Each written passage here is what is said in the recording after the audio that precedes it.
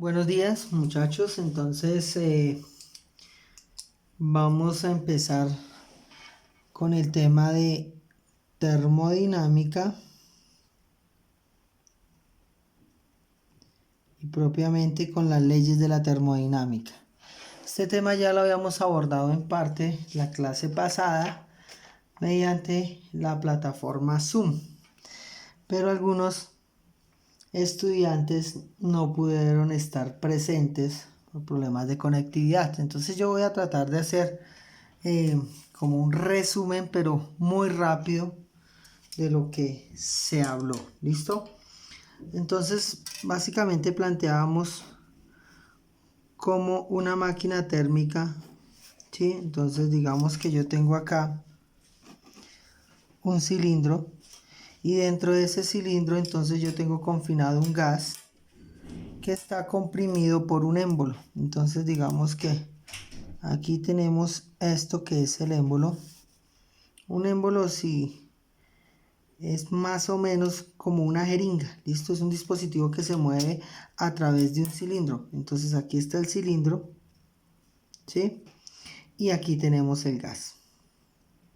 O también puede ser un fluido. ¿Listo? Bien, entonces decíamos que aplicábamos aquí unas calorías.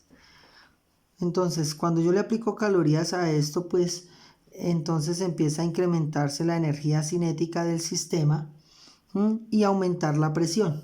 Entonces, las unidades de presión cada vez van a ser mayores en todos los sentidos y llegará un momento, ¿sí? Esto puede tener un sistema de seguridad que básicamente es un elemento que está conectado a un manómetro. Y cuando el sistema llegue a determinada presión, entonces eso se encarga de liberar un seguro para que el émbolo se pueda desplazar. Entonces cuando llega a determinada presión, entonces ¿qué va a suceder con el émbolo? El émbolo entonces se desplaza hacia arriba.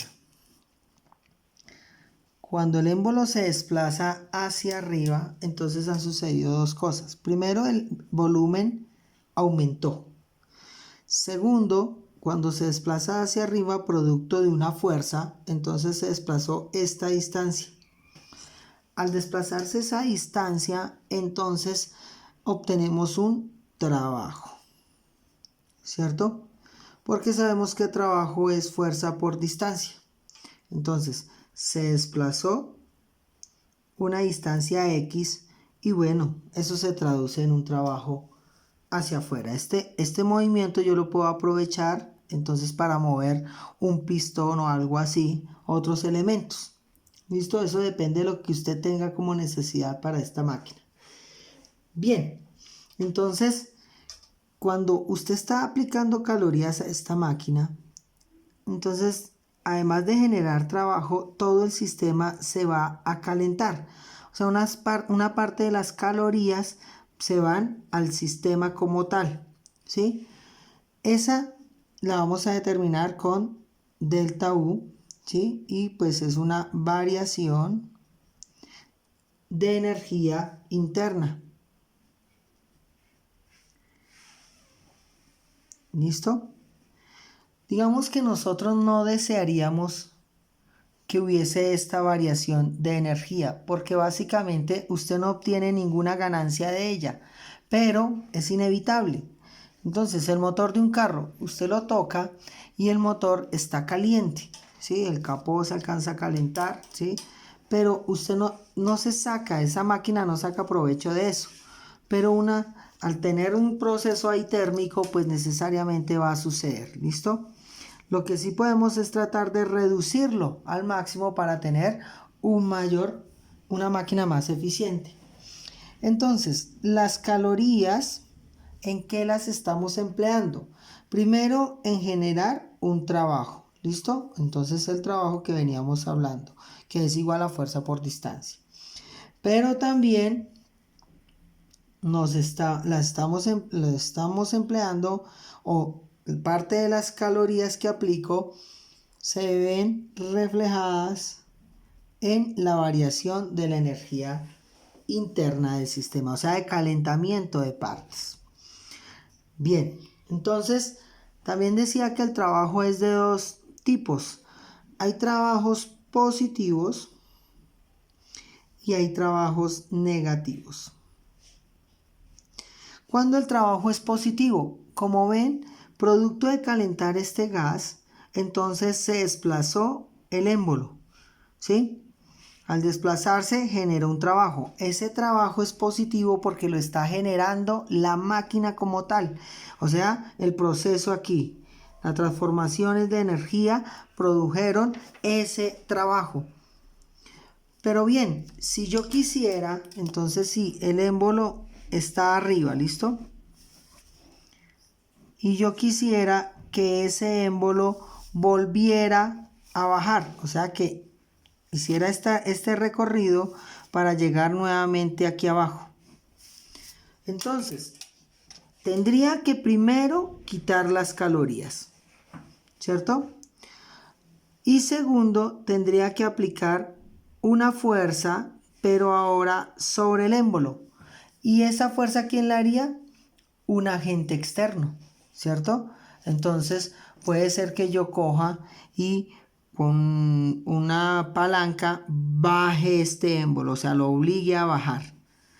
En ese caso también hay un trabajo porque se desplaza a una distancia X, pero esta vez el trabajo se está haciendo sobre la máquina, a diferencia de acá, que aquí lo generó la máquina, el trabajo lo generó la máquina, aquí el trabajo se está generando sobre la máquina para obligarlo a volver a su punto inicial. En ese caso, entonces el trabajo va a ser negativo. ¿Listo? Entonces, el trabajo será positivo si lo genera la máquina. Y será negativo si se genera sobre la máquina. O sea que podemos asociar como un agente externo a este sistema el que baja ese émbolo. Bien, entonces esto fue parte de lo que habíamos hablado, ¿sí? De la definición de la primera ley de la termodinámica. Entonces, la primera ley de la termodinámica la enunciaríamos como que las calorías en una máquina térmica se emplean en generar un trabajo, pero también en variación de la energía interna del sistema. Y pues como toda variación de energía va a ser energía final menos energía inicial, como toda variación. Entonces puede ser que una máquina al inicio tenga una temperatura, digamos, de 15 grados y al final tiene una temperatura de 20 grados. ¿Cuál es la variación? Entonces 5 grados ya lo podemos determinar. Bien. Ahora, entonces vamos a desglosar y a trabajar un poquito más con esto. Las calorías entonces es igual al trabajo por la variación de energía. Como dije anteriormente, entonces el trabajo es igual a fuerza por distancia. Sabemos que la presión es igual a una fuerza que se ejerce por área, ¿cierto? Esto ya lo habíamos visto con anterioridad. Y bien, entonces yo puedo despejar aquí la fuerza y me queda que la fuerza es igual al área por la presión, ¿cierto? Si yo la uno entonces a lo que tengo acá, nos quedaría que el trabajo es igual, en vez de poner fuerza, voy a poner área por presión y por X. Bien, pero sabemos que el área por X, vean, ¿esto qué figura es? Esto es un cilindro, ¿cierto? También lo había dicho en la clase. La mayoría de sistemas termodinámicos utilizan cilindros. ¿Y por qué? Porque es más fácil de sellar. Si usted tuviese un sistema prismático, o sea, digamos que entonces al tener estas esquinas, pues es más difícil que hacer un émbolo rectangular o, en este caso, puede ser cuadrado para que se deslice dentro de él. Es mucho más fácil si es cilíndrico. Entonces, sabemos que el área de un cilindro, ¿sí? Perdón, el volumen, a ver, anotémoslo acá, de un cilindro,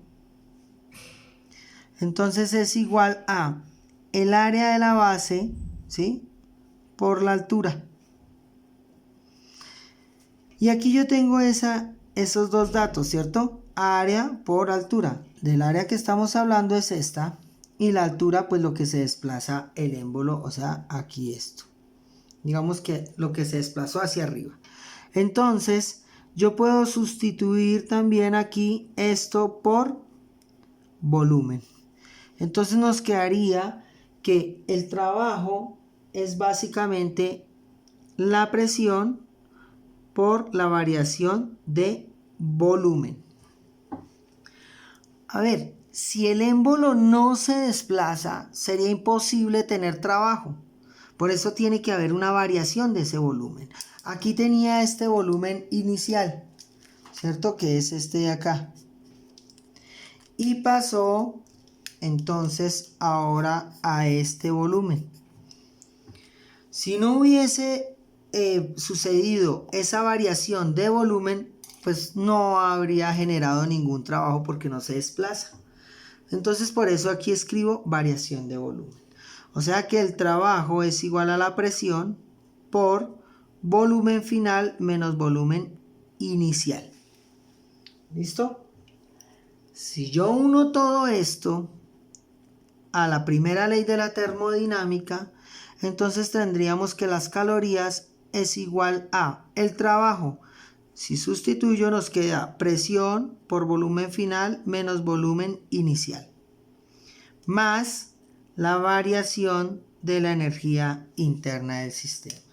Y entonces tengo una ampliación de la primera ley de la termodinámica para determinar trabajos, ¿sí? Y calorías empleadas a partir de una variación de volumen. Bien. Ahora, entonces queda claro que esto es trabajo. Sí, o sea. Entonces, básicamente, lo que vamos a hacer ahora es analizar ciertos procesos que son muy comunes en la ciencia, en la investigación, en procesos de máquinas, ¿listo? No se analizan todos, pero digamos que analizamos los que más encontramos en el ámbito de la industria. Ahora bien, en química ustedes vieron también una formulita que pues yo la voy a dar, ¿sí? Simplemente la idea es cómo manejarla también en lo que voy a decir a continuación. Cuando la máquina tiene una condición inicial, entonces tenemos unas condiciones de presión, de volumen y de temperatura. ¿Listo? Y cuando pasa a otra condición, entonces tendríamos una condición final de presión, una condición final de volumen y una condición final de temperatura. ¿Sí? La condición inicial la podemos llamar 1 y la final la podemos llamar 2. O algunos se utiliza como una circunferencia para la final y la inicial sin ningún índice. Eso es relativo. Ahora bien, entonces a ustedes les enseñaron que pibito, ¿cierto? Es igual a pogote. O si usted prefiere, presión 1 por volumen 1 sobre temperatura 1 es igual a presión 2, volumen 2 sobre temperatura 2. Perdón. Esta ecuación básicamente nos dice que en una máquina, y ya hablo entonces de qué tipos de máquinas, si usted incrementa la presión, ¿sí? Incrementará entonces, puede incrementar también el volumen, pero la relación entre ellas es siempre constante. O sea, como cuando hablamos de ventajas mecánicas, usted puede estar ganando en una cosa, ¿sí? Perdiendo en otra, pero digamos que las características nos van a generar, en este caso, los cocientes nos van a generar condiciones siempre constantes. Entonces, esto va a quedar mucho más claro con lo que voy a explicar a continuación. Entonces, los diferentes procesos que vamos a analizar son los siguientes. Vamos a empezar con el proceso isobárico.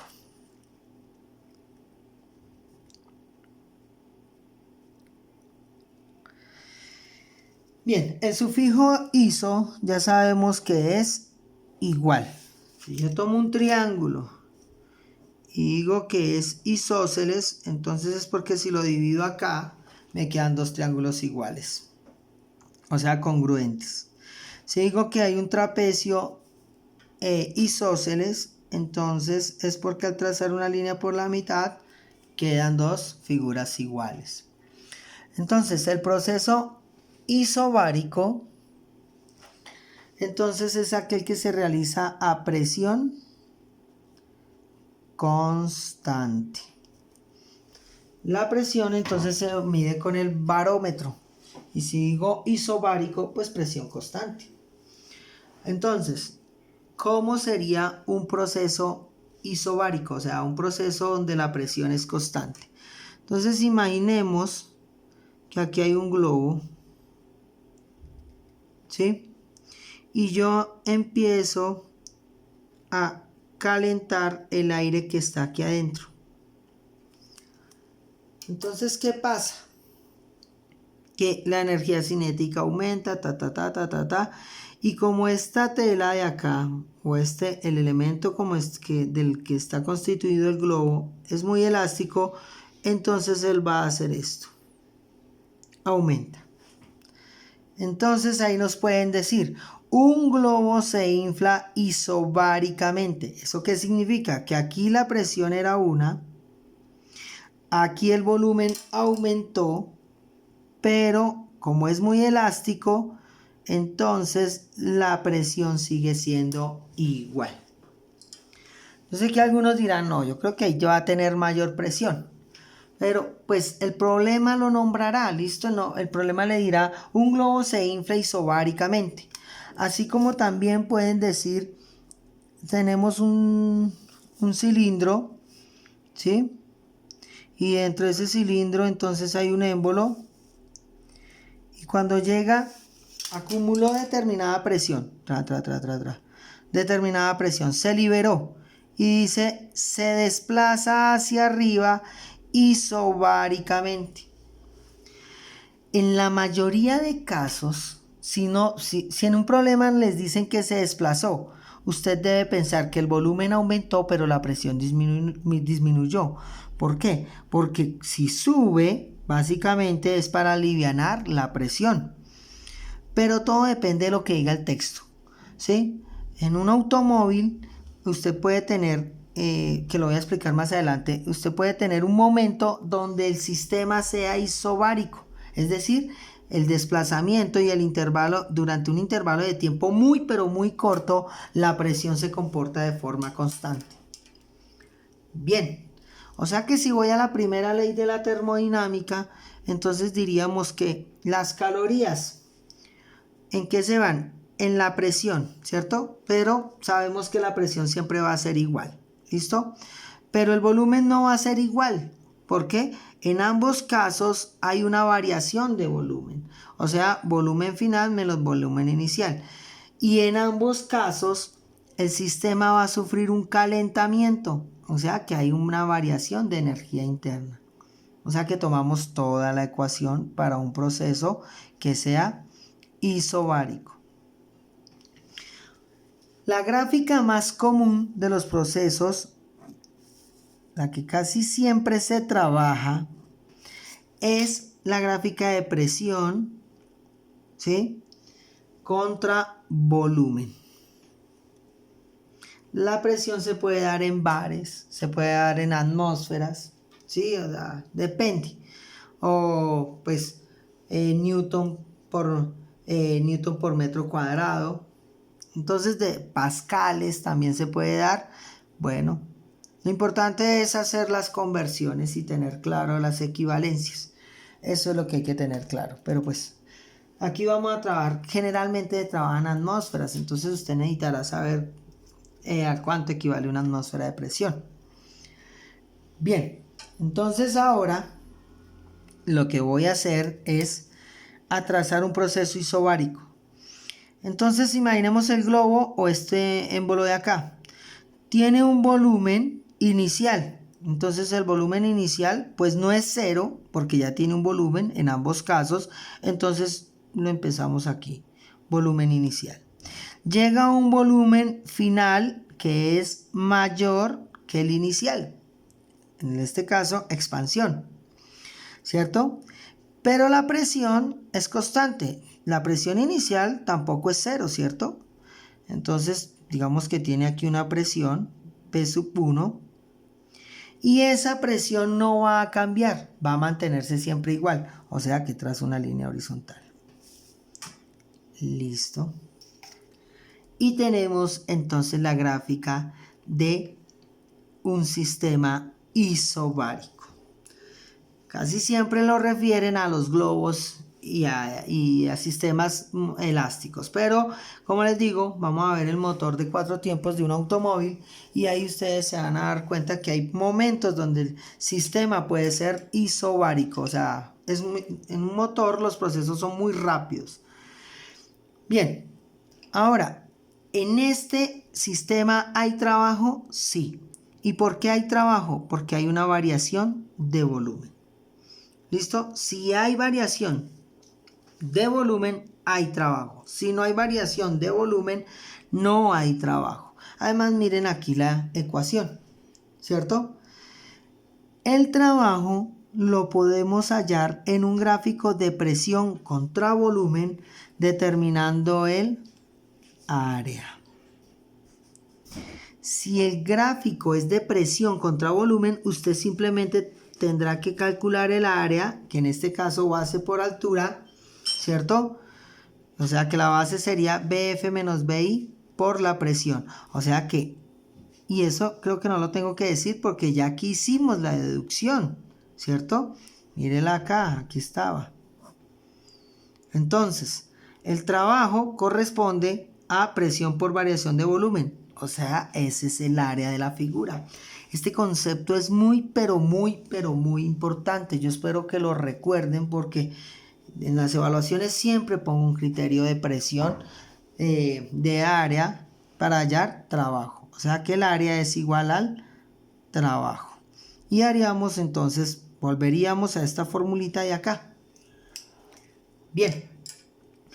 Entonces, ahora calculemos o partamos de esta otra ecuación, ¿sí? Porque es que a mí también me pueden pedir la relación de lo que se desplazó, de densidades, cómo cambió la densidad del fluido, ¿listo?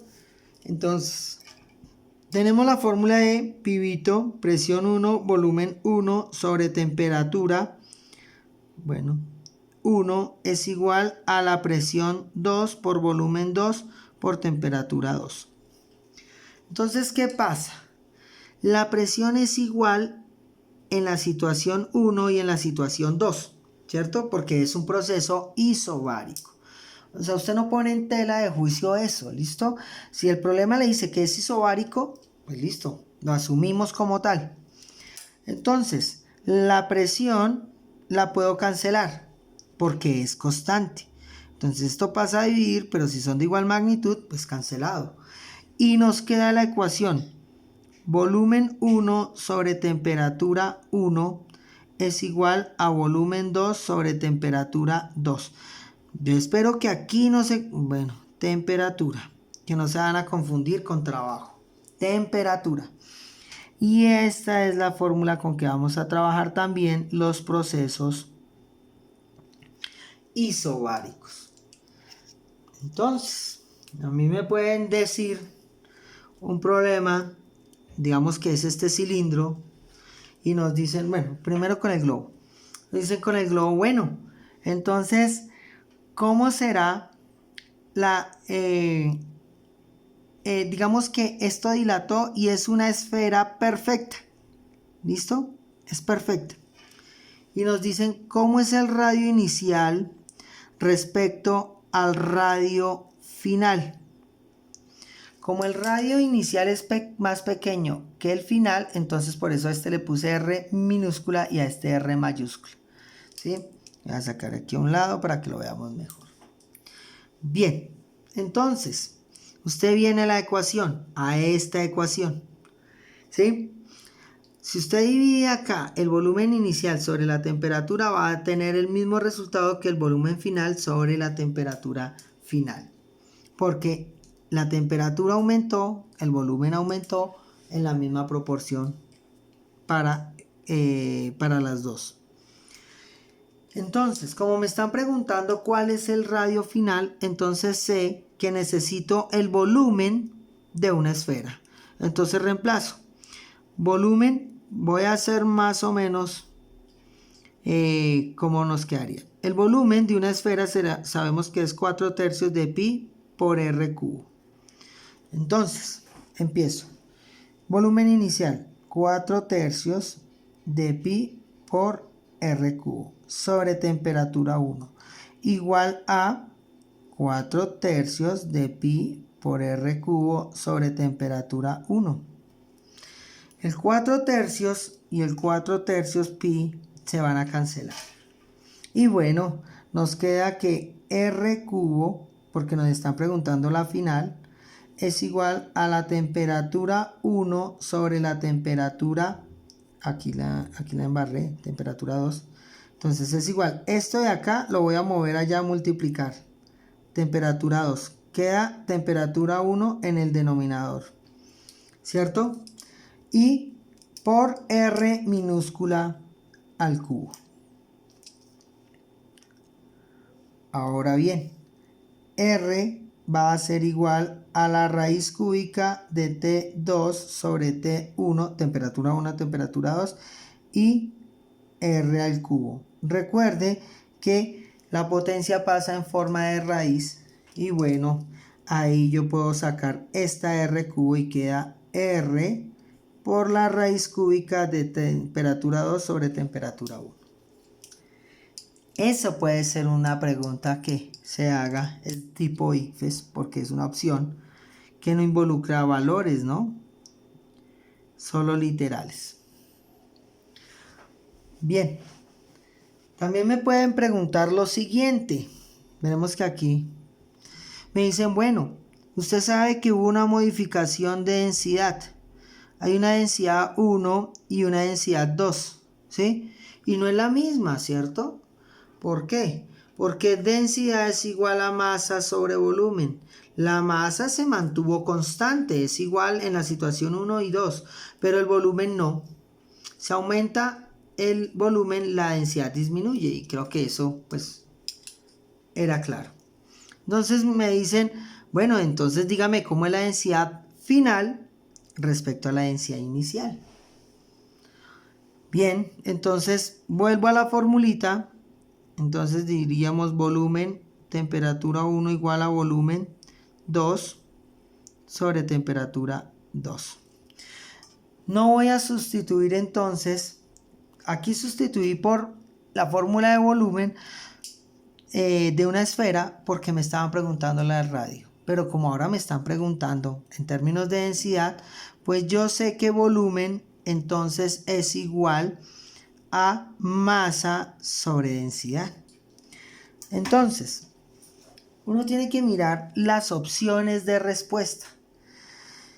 Entonces, ¿yo qué puedo decir? Tenemos esta condición inicial, la condición de volumen 1. Entonces, voy a decir, volumen 1 será igual a densidad, a masa 1, pero la masa no cambia, sobre densidad 1, ¿cierto?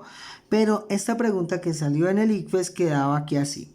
El volumen 1 lo voy a dejar intacto. La temperatura 1 intacto. El volumen 2, entonces sería igual a masa, ¿sí?, sobre densidad final por temperatura 2 o temperatura final. Bien, y luego sé que el volumen en términos de la densidad final es igual a T1, pasa aquí a multiplicar la voy a poner sobre T sub 2. ¿Listo? Y nos queda masa sobre densidad 2. Y tengo la relación de volumen inicial a partir de la densidad final. Aquí simplemente apliqué la propiedad asociativa, mandé temperatura aquí al comienzo porque es conmutativa y bueno, esto aquí y asocié como una propiedad de la multiplicación. Y listo, queda resuelto. También hubiese podido reemplazar densidad 1, pero eso va de acuerdo a las opciones que usted vea de respuesta. Aquí entonces pude haber hecho algo parecido, pero bueno. Bien, entonces usted en los enunciados pues va a mirar qué necesita sacar, ¿no? O sea, a usted le pueden decir, entonces, aquí ya sabe cómo calcular el trabajo, ¿cierto? Pero pues a usted le pueden decir, por ejemplo, hizo un trabajo de 40 calorías. Recuerde que el trabajo usted lo puede expresar en joules, pero también lo puedes expresar en calorías. ¿Sí?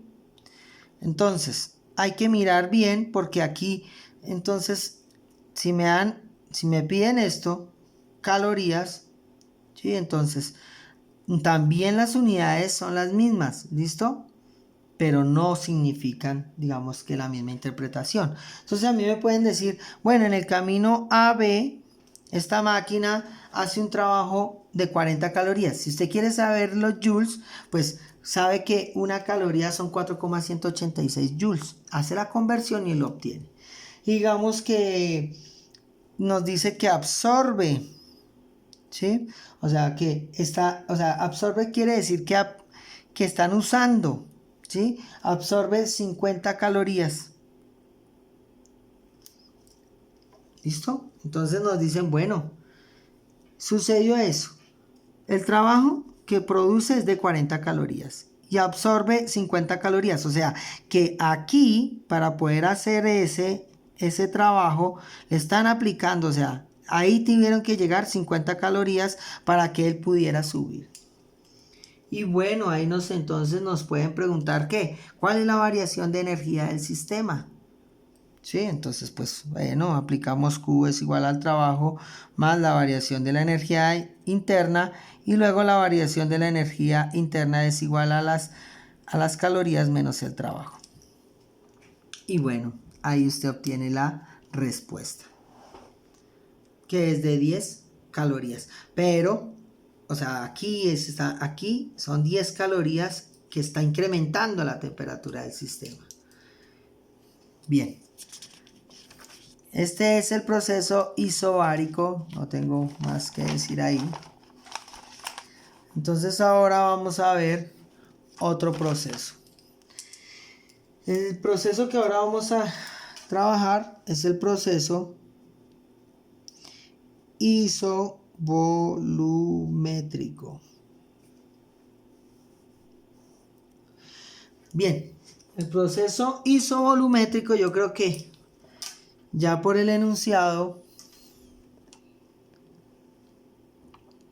saben a qué se refiere. Entonces el proceso isovolumétrico es aquel que se hace a volumen constante. Cuando usted escucha isovolumétrico, entonces dice, bueno, el volumen es constante. Y en lo anterior dijimos que si no había variación de volumen, no hay trabajo. O sea que un proceso isovolumétrico es un proceso que no es de una máquina. ¿Cierto? ¿Por qué? Porque no hay variación de volumen. Entonces imaginémonos una olla express. Tiene una tapa hermética. Aquí arriba tiene una válvula, ¿sí?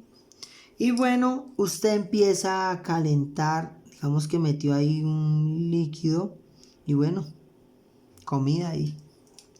Y usted empezó a aplicarle calorías. ¿Qué pasa? Que mientras la válvula no suba, entonces, ¿qué sucede? Empiezo a calentar. ¿cierto? Empieza a cambiar de estado el agua, ¿sí? Empieza a fusión. Entonces, si yo quisiera saber, por ejemplo, lo de las calorías, tendría que aplicar calor latente, ¿no? Diría, pues el calor latente porque la temperatura es constante mientras todo pase, o sea, es constante a 100 grados mientras no se evapore toda la cantidad de agua. Pero ¿qué pasa? Cuando él se empieza a evaporar, ¿cierto? Entonces la presión está aumentando, la temperatura, esa olla cada vez está más caliente, pero el volumen no está cambiando. El volumen es siempre el mismo porque está sellado, ¿sí? Entonces, esto es un proceso isovolumétrico mientras no suba esa válvula. Cuando sube la válvula para aliviar la presión, entonces ya está cambiando el volumen de gas acá adentro, ¿cierto? Entonces, pero mientras no suba, digamos que lo tenemos ahí un poco sellado, ese es proceso isovolumétrico porque no hay una variación de volumen. Luego, el trabajo va a ser cero. Y bueno, es que en este proceso, ¿para qué necesito calentar este sistema? Para una cocción de alimentos. Yo no necesito obtener un trabajo de esto, ¿sí? Lo de la válvula lo pongo porque es un elemento de seguridad, porque si no lo tuviera, entonces esto podría estallar. Si por ejemplo a mí se me olvidó, pues cuando usted escucha, cuando se levanta esto, empieza a silbar y bueno, usted sabe, ay ya toca, ya va a estar esta cuestión, ¿cierto? Pero es una norma de seguridad. ¿Listo? Si no tuviese esa válvula, pues cuántos accidentes sucederían porque esto tiene que estallar. Pero bueno, o sea, tiene que liberarse la presión. Entonces, en los procesos isovolumétricos no hay trabajo. Y veamos la primera ley de la termodinámica. Las calorías aquí. Presión, sí, la presión está aumentando, cada vez más presión.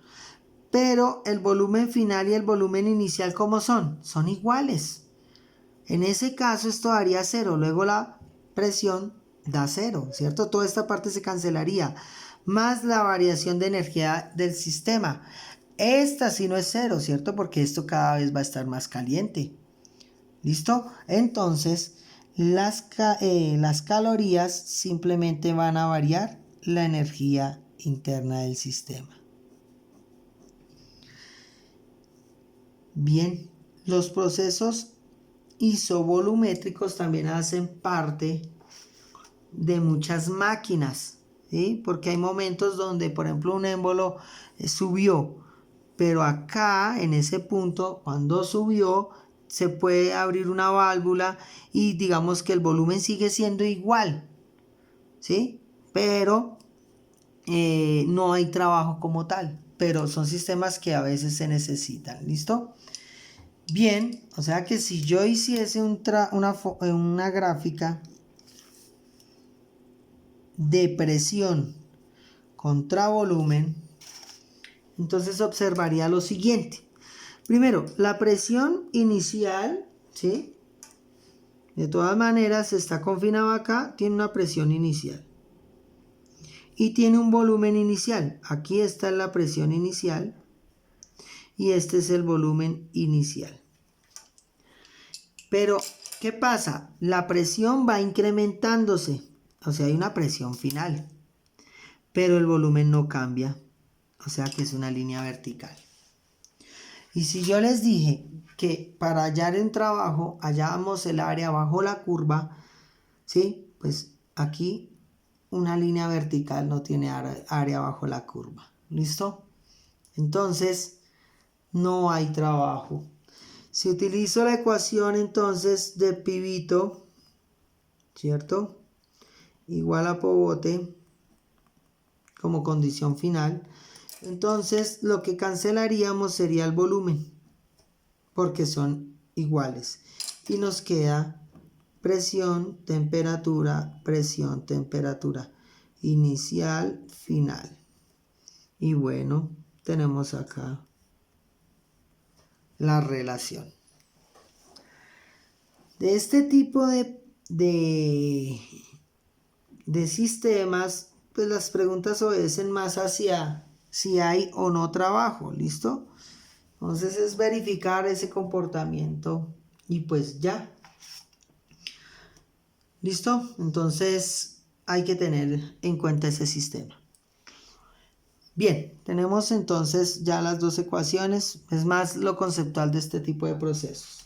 Tenemos el proceso isotérmico.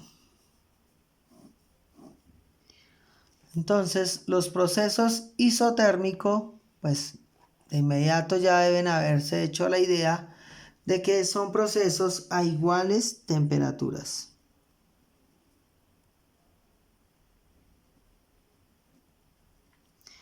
Bien, los procesos isotérmicos entonces podrían ser algo así. Tenemos un recipiente y digamos que aquí está este sello, ¿sí? Y aquí tenemos entonces un gas o algo así.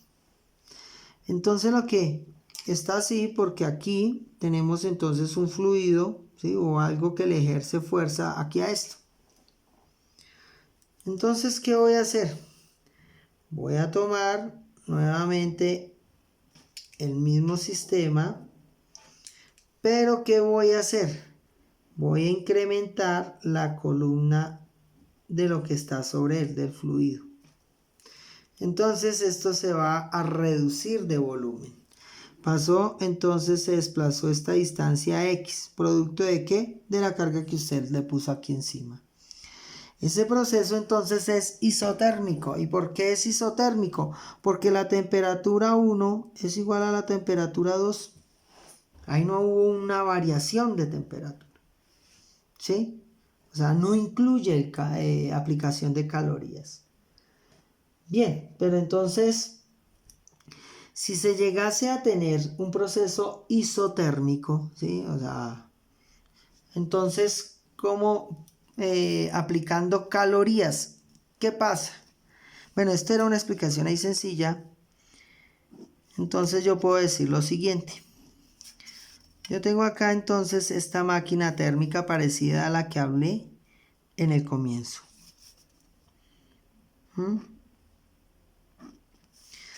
Y yo entonces empiezo a aplicar calorías. ¿Listo? Entonces, el émbolo, digamos que, entonces pero lo hago aquí, el émbolo a dónde va a llegar y voy a explicarlo.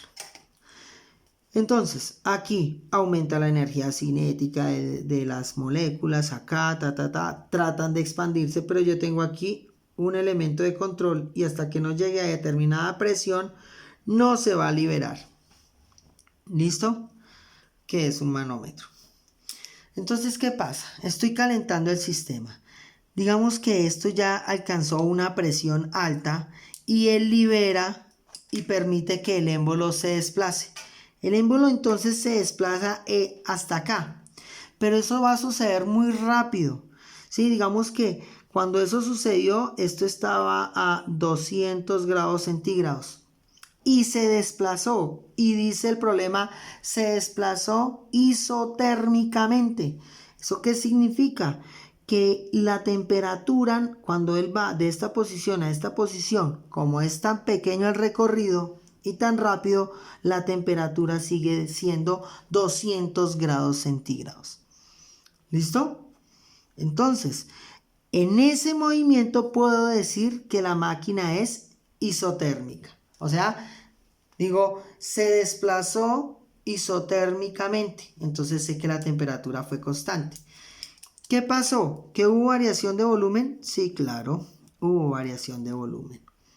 ¿Sí? Si no dijera que es isotérmico, o sea, estos desplazamientos son tan rápidos que se consideran en todo momento isotérmicos, ¿listo?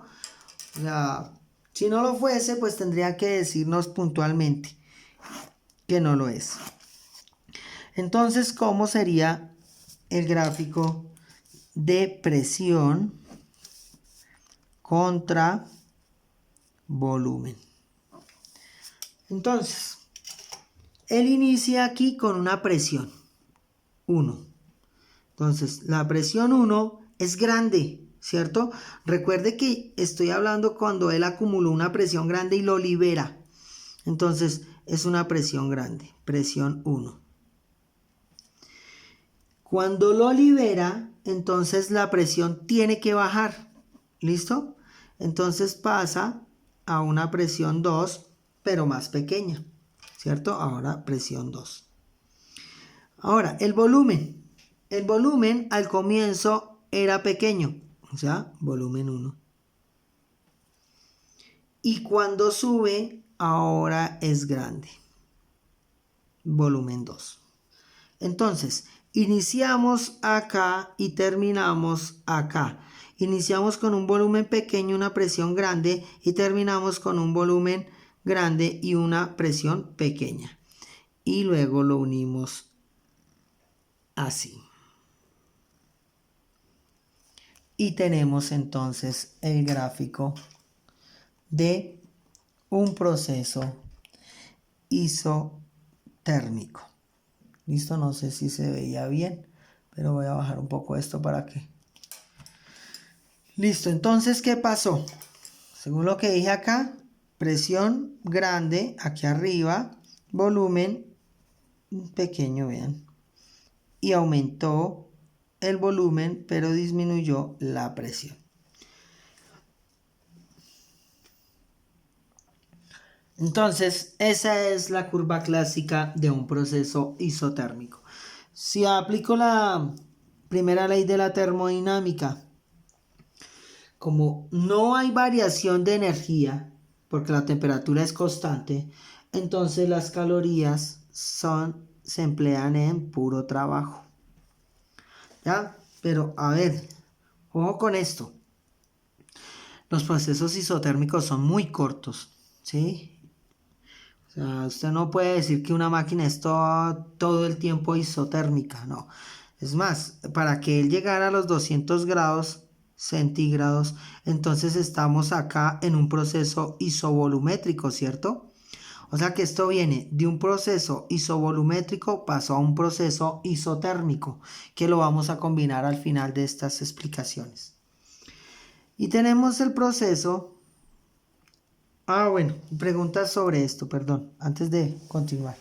Preguntas sobre esto entonces serían, si analizo entonces pibito respecto a pobote, pibito igual a pobote. Como la temperatura es constante, cancelo estos dos señores. Y bueno, nos queda presión 1, volumen 1, igual a la presión 2, volumen 2. ¿Cierto? Aquí nos pueden hacer la misma pregunta que en el proceso isobárico. Nos dicen, bueno, la densidad del fluido cambió. ¿Cómo es la relación de densidades? Bueno, entonces pues presión 1, sabemos que densidad es igual a masa sobre volumen. Despejo volumen y me queda masa 1 sobre volumen 1 igual a presión 2, masa 2 sobre volumen 2. Pero no tiene sentido ponerle a la masa 1 o 2 porque la masa es constante. ¿Listo? Y pues nos están preguntando aquí, qué pena. Aquí estoy intercambiando, ¿no? Entonces aquí es densidad con ρ. Y bueno, porque estoy reemplazando el volumen, ¿sí? Entonces reemplacé aquí volumen, masa sobre densidad. Bien, entonces la densidad 1, como está en el denominador y todo está multiplicando, yo puedo darle la vuelta a todo esto. Y nos queda entonces densidad 1 sobre presión 1 por masa es igual a densidad 2, ¿sí? Presión 2 sobre masa. Bueno, si la masa es constante, puedo cancelar, ¿cierto? Y nos queda que la densidad inicial es respecto a la final en presión 1 sobre presión 2, ¿cierto? Por densidad 2. Y nos queda entonces la relación de la densidad inicial respecto a la final. También nos podrían preguntar cómo es la distancia, o sea, la altura inicial respecto a la final, ¿cierto? En ese caso, pues el volumen es área de la base por la altura, ¿sí? O sea, pero ya es el mismo manejo o algo similar a lo que dije en los ejercicios anteriores. Bien. Ahora los procesos adiabáticos.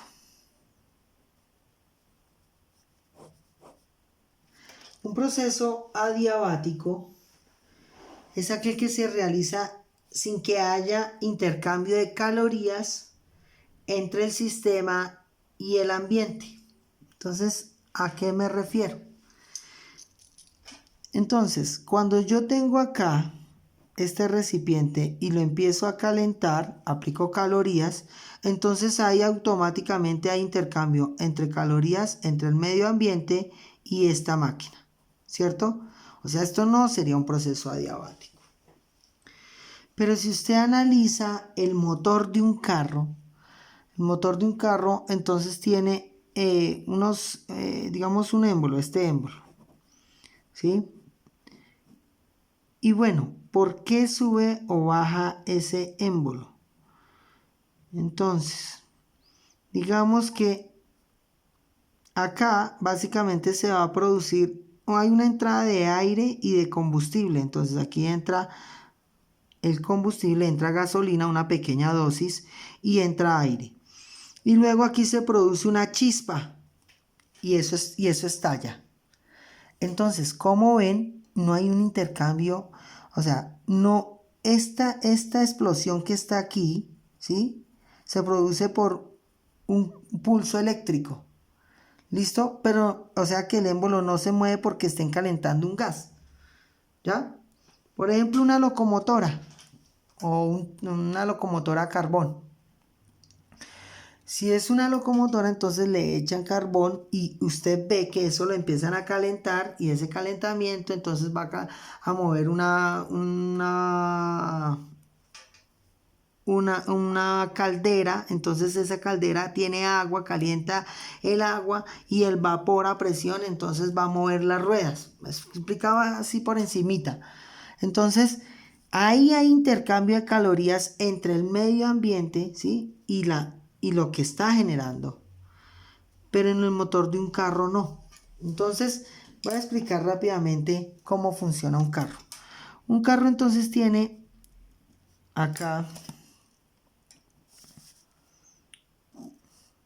un pistón. Solo voy a dibujar un pistón. Aquí está entonces un émbolo. Y ese émbolo entonces acá tiene una barra. Y esa barra entonces va a transferir la energía mecánica. ¿Listo? Listo. Entonces aquí esto tiene unos sellos. Y para evitar la fuga de combustible. Entonces aquí en la mitad tiene una bujía, un elemento que básicamente va a enviar una chispa. ¿Listo? Y aquí tienen dos válvulas. Una válvula de admisión, una válvula de escape. ¿Qué es una válvula? Es un elemento que abre y cierra. ¿Listo?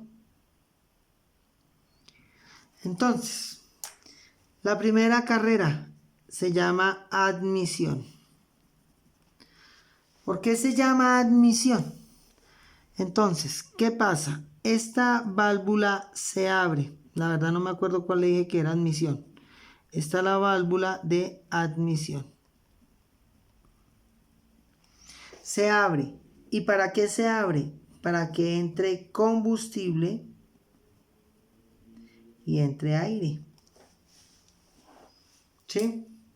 Cuando entra combustible y entra aire, entonces por eso esa admisión admite esos dos elementos, él se va a cerrar después de que ingrese. ¿Sí? Luego de que ingrese, entonces empieza otra carrera, que es la carrera de compresión. En la carrera de compresión, entonces, su mismo nombre lo indica. Este émbolo empieza a subir, ¿sí? Compresión. El émbolo empieza a subir. Y al subir, pues empieza a comprimir esta mezcla de aire combustible. Comprime, comprime hasta que llega a la parte, llega bien arriba. ¿Y por qué sube? Porque algo lo está empujando hacia arriba. O sea que en esta carrera de compresión el trabajo es negativo. Porque el trabajo lo están haciendo sobre la máquina. ¿Listo? Listo, entonces compresión porque se comprime la mezcla aire-combustible. Y luego tenemos la carrera de explosión. Espere porque ya me dio pereza, fue hacerla con el esfero, con la reglita, perdón. Entonces, llegó aquí arriba, bien arriba, ¿sí? Aquí está, entonces el émbolo está ahí arriba y llega esto y aquí tenemos la bujía esta y eso está conectado a una bobina, ¿sí? Una bobina es como un elemento que almacena corriente, ¿sí? Entonces, ¿qué va a pasar? Que la bobina en ese momento envía un pulso eléctrico y ese pulso eléctrico entonces genera aquí una chispa. ¿Listo? Entonces se genera la chispa y si hay aire y combustible muy comprimido, pues ¿esto qué va a hacer? Pues va a estallar, ¿cierto? O sea, produce una explosión. Por eso se llama así. Y luego esa explosión entonces, ¿qué hace? Esa explosión lo que va a hacer es que el émbolo se devuelva a muchísima velocidad, ¿sí? Y entonces el émbolo baja, empieza a bajar. ¿Listo? Entonces baja, ¿sí? Y cuando baja, entonces escape, esta válvula se va a abrir y deja salir los residuos. Entonces, el escape, por eso se llama escape. Cuando esto estalló, entonces aquí esto lo empuja con gran fuerza. Y esa fuerza es la que nosotros aprovechamos para conectarlo a un cigüeñal y mover las ruedas del automóvil. Pero entonces, ¿qué pasa? Que esto fue lo que sucedió con un solo cilindro del automóvil. Pero un automóvil puede tener 6, 8, 10, siempre es en pares, ¿listo? O sea, este es el bloque del motor, entonces aquí tiene, entonces 1, 2, 3, 1, 2, 3, por eso uno dice es de 3 en B. Es de 6 en B, imagínense uno de 6 en B, 6 cilindros acá, 6 cilindros, 12 cilindros, consume muchísima gasolina, ¿cierto? Pero tiene gran potencia. Entonces, ¿qué pasa? Que si, por ejemplo, este cilindro está en admisión, este otro cilindro está en explosión. Este está en compresión, este está en escape. Y entonces, ¿qué pasa? ¿Quién subía aquí este émbolo? Lo subía otro cilindro que estaba en explosión. Porque cuando hace esto explosión, entonces mueve un cigüeñal, ¿listo? Entonces esto tiene una fórmula para transformar movimiento vertical en movimiento circular, que sería algo así, sube y baja y luego hace rotar esto, ¿sí? Entonces este de acá, digamos, hagámoslo aquí así, está conectado a esto. Entonces si uno está en explosión, esa explosión que mueve con gran fuerza este cigüeñal, entonces va a hacer que este suba. Todos los cilindros no pueden estar en el mismo lugar porque entonces no se vence la inercia. Los motores de un automóvil siempre tienen que tener motor de arranque. El motor de arranque es solo para el inicio del movimiento, porque después de que esto inicie, él se va a conservar. ¿Listo? Por estas secuencias que les digo diferentes. ¿Listo? Entonces se van alternando. Ahora, ¿por qué esto es un proceso adiabático? Esto es un proceso adiabático porque, como ven, no hay un elemento que esté calentando esto. ¿Por qué se calienta el motor de un carro? Porque hay explosiones ahí al interior.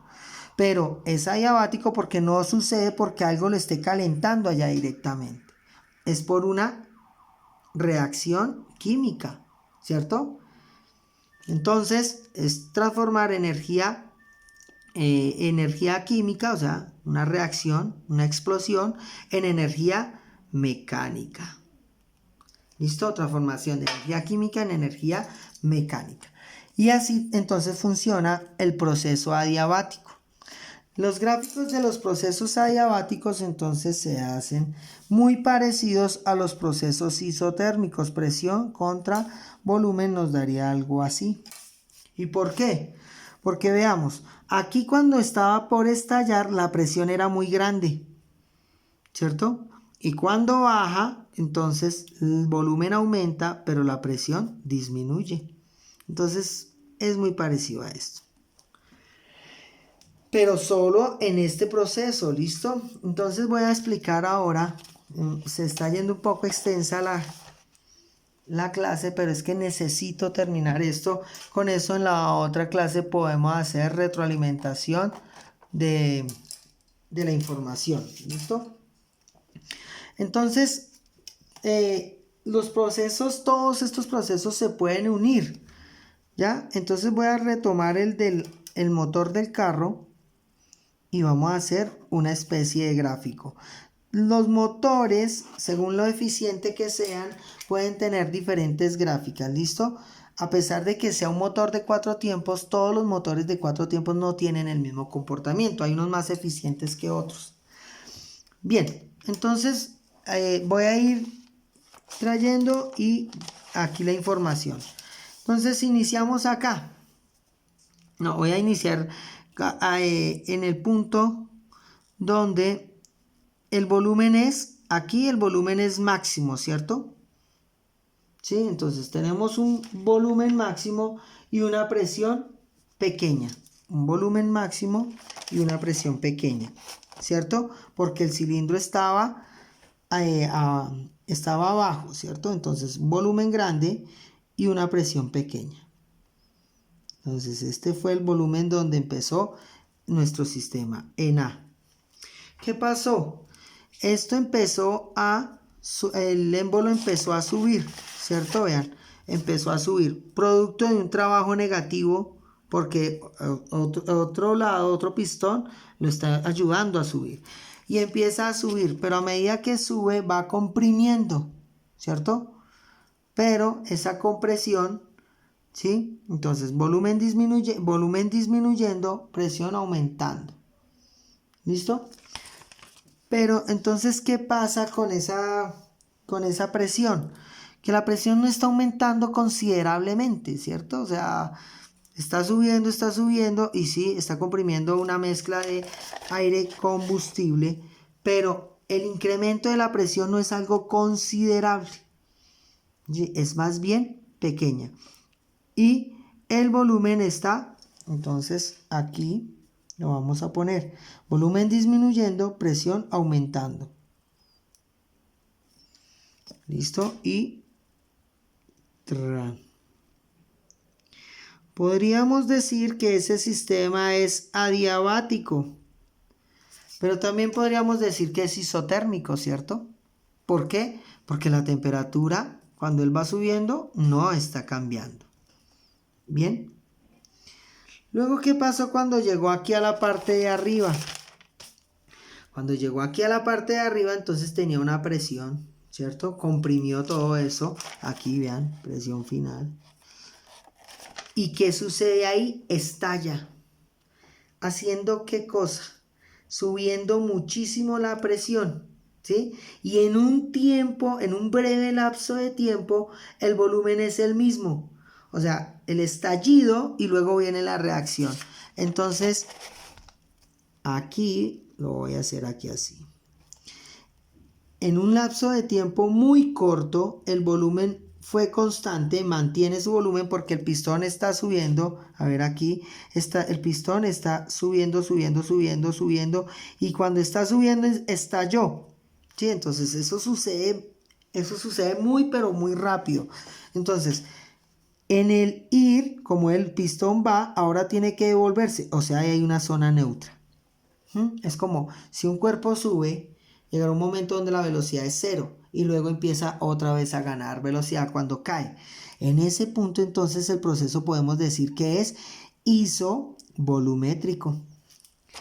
¿Y luego qué pasó? Que el émbolo entonces empieza a devolverse. El émbolo empieza a devolverse y a medida que se devuelve el volumen aumenta nuevamente y la presión disminuye. Pero aquí él baja producto de un trabajo positivo, ¿cierto? Entonces a esto hay que hacerle flechitas para indicar cuál es el sentido del movimiento. Entonces va a volver aquí, ¿cierto? Bueno.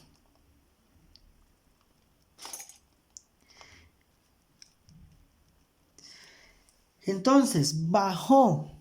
Cuando baja, usted podría decir que es isotérmicamente. Isotérmico. Pero también podría decir, ¿por qué? Porque la temperatura ahí es constante, ¿cierto? También podríamos decir que es adiabático, ¿cierto? O sea que aquí es adiabático. ¿Sí? Aquí podríamos decir que es isotérmico. Eso depende de la naturaleza del motor. ¿Sí? ¿Y por qué isotérmico? Porque la temperatura que aquí tiene, digamos que si es a 200 grados centígrados, pues va a seguir siendo 200 grados cuando baje. Recuerde que eso es muy rápido, muy rápido. ¿Listo? Entonces, isotérmicamente. Ahora bien, ahí se considera isotérmico también, más isotérmico, porque es que cuando él está bajando es cuando se abre la válvula de escape, ¿cierto? Entonces podríamos considerar que ahí se está dando como un intercambio de temperatura entre la máquina y el medio ambiente. Listo, no hay una máquina perfecta, listo, es imposible y eso hace parte de la segunda ley de la termodinámica. Y luego llega a la parte más, o sea, llega hasta el émbolo, baja totalmente, se abre la válvula de escape y bueno, su volumen termina siendo el más bajo posible. ¿Sí? Entonces cuando se abre el émbolo ya está abajo, ¿cierto? Se abre, entonces esto acá, se deja escapar el combustible, el volumen es constante en ese punto. Podríamos considerarlo así. Esto tiene variables, ¿listo? Ustedes pueden mirar y consultar también motores de 4 tiempos y pueden encontrar un proceso, digamos que algo así, con sistemas más acentuados. Entonces acá y aquí, entonces tener esto. Puede ser, ¿listo? Entonces es dependiendo del tipo de máquina que estemos analizando. Entonces aquí el trabajo es negativo porque lo estamos haciendo sobre la máquina. Aquí el trabajo es 0. Aquí el trabajo es positivo porque lo genera la máquina, la explosión lo devolvió. Y aquí el trabajo es 0. Aquí yo podría decir que este camino de acá es adiabático, podría decir que esto es isotérmico y podría decir entonces que aquí es también adiabático. ¿Listo? O sea, es relativo esta cuestión. Si a mí me dan una curva y me dicen calcule el trabajo, pues usted va a calcular el área aproximada, ¿no? Entonces yo no le puedo decir exactamente, tendría que darle esta gráfica, esta función, ¿sí? Si es una parábola para poder calcular eso. Entonces, cuando estemos en 11, los que van a pasar a 11, entonces vamos a aprender a sacar áreas de esta índole en curvas que se llama integrales, así como las pendientes. Bien. Voy a dejar ahí, muchachos, porque ya se fue bastante extenso este video, para ver voy a dejar unos ejercicios, pero la idea es que usted intente resolverlos, listo, con la información que he dado. No es difícil, es simplemente analizarlos y con la ecuación de la primera ley de la termodinámica o con la ecuación de pibito igual a pobote podemos solucionar. Muchas gracias por la atención prestada y pues que estén muy bien, muchachos.